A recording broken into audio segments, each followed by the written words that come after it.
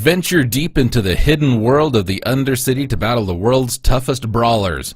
In Pit Fighter, the only rule is to survive. Choose your hero: Buzz, a former pro wrestler with a killer body slam; Tai, a champion kickboxer and veteran of the pit; Kato, a karate legend with a lethal dragon punch.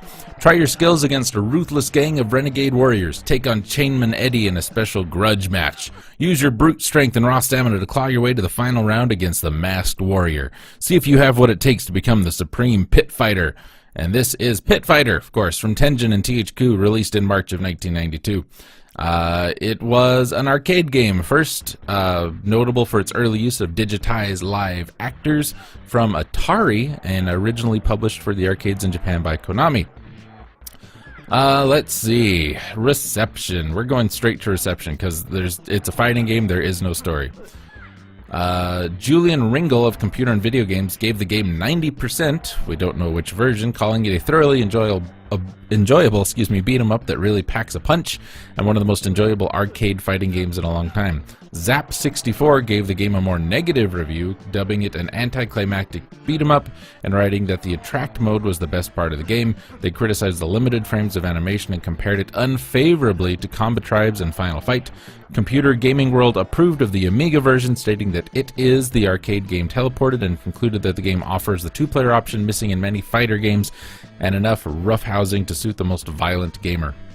Electronic Gaming Monthly has a two-page preview of the planned sequel, which the magazine claimed was more than 75% finished and would be released for the Genesis in the fourth quarter of 1993. Kato, Buzz, and Tai were returning along with three new selectable fighters: Connor, Tanya, and Sheaf, three of the playable characters that were ultimately featured in Atari's subsequent game Guardians of the Hood. Pictures showed the two CPU fighters, Helga and JJ. So, I played this game a few times when I was a kid. It was always terrible. It continues to be terrible. The controls are awful. The animation's awful. The music is terrible. I have yet to find a decent, consistent way to win this game. I don't think I've ever got past round 2 in the 90. It's been out for 10, 20 years now almost. So it's not great. I can't see anything for the arcade game. I can't see anything for the other ports.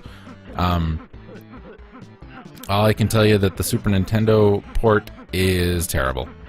And even reading down this a little bit, the Super NES port lacks the interactive audience and weapons, and is missing 3 characters: Southside Jim, Heavy Metal, and Mad Miles. So even a scaled down version of the game that got put on the Super Nintendo by Tengen, and possibly also THQ, failed to even be partly fun and partly playable. Avoid this one.